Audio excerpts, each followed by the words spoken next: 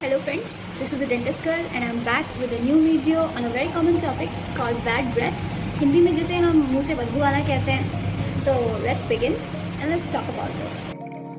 So basically bad breath यानी मुंह से बदबू आना को क्लिनिकल टर्म्स में हैलिटोसिस के नाम से जाना जाता है. ये एक मेजर इशू है आज की डेट में और डेटा के बेसिस पे देखें तो 10 से 4 लोगों को ये प्रॉब्लम होती ही है.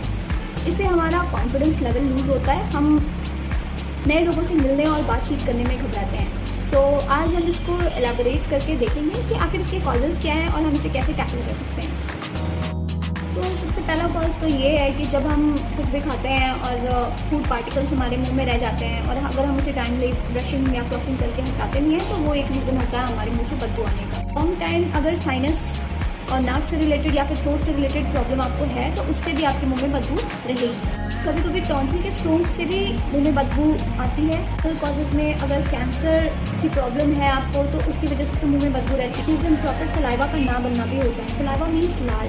सलाइवा के नहीं बनने से हमारे मुंह में हम जो भी खाते हैं वो फूड पार्टिकल्स अक्यूमुलेट हो जाते हैं और वो मुंह से बदबू यानी बैड ब्रीथ का कॉज होते हैं. अगर हम लंबे समय से मुंह से सांस ले रहे हैं तो एक वो भी रीज़न होता है हमारे मुंह के सूखने का एंड ड्राई माउथ की शिकायत का, और उससे भी हमारे मुंह से बदबू आती है. कंसिस्टेंटली अगर हम लंबे समय से मेडिसिन ले रहे हैं तो उसकी वजह से भी हमारा ड्राई माउथ की शिकायत होती है हमें और उसकी वजह से भी मुंह से बदबू आती है. लंबे समय से अगर किसी को lung related, kidney related, liver और साइनस रिलेटेड एंड अगर किसी को डायबिटीज़ है तो इन सारी प्रॉब्लम्स की वजह से भी बैड ब्रेथ होती है. कभी कभी हम कोई मेडिसिन लेते हैं जो कि डायरेक्टली इनडायरेक्टली हमारी बैड ब्रेथ का कॉज होती है. अगर हम बात करें टबैको च्यूइंग की या फिर सिगरेट, सिगार्स या ये जितने भी टबैको रिलेटेड आइटम्स हैं तो ये हमारे दांत को स्टेन तो करते ही हैं यानी गंदा तो करते ही हैं, हमारी हेल्थ को तो ख़राब करते ही हैं, साथ में ये बैड ब्रेथ का कॉज भी होते हैं. सो इनकी वजह से भी हमें सेम प्रॉब्लम होती है.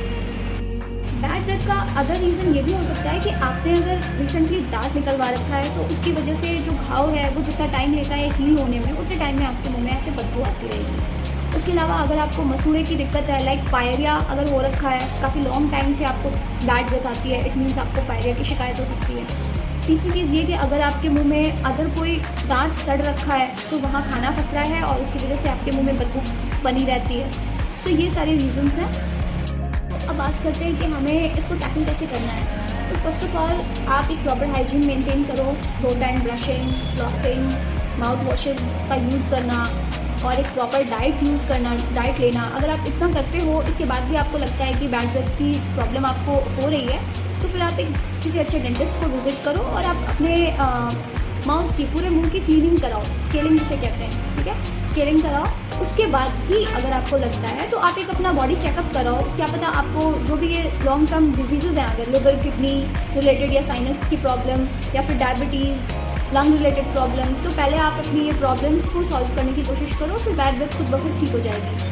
ठीक है. बाकी हम एडवाइस करते हैं पेशेंट्स को कि आप अगर बैड ब्रेथ आपको है तो आप माउथ वॉशेज यूज़ करो और च्युइंग गम्स लो. ठीक है, शुगर फ्री च्युइंग गम्स आप यूज़ करो, उससे आपको काफ़ी रिलीफ मिलेगी इस प्रॉब्लम में. सो गाइस, अगर आपको ये वीडियो पसंद आया, इन्फॉर्मेटिव लगा, then do like, share and subscribe it with your friends and family and stay tuned to my channel. I will be back with a new video soon. So तब तक के लिए bye bye and take care.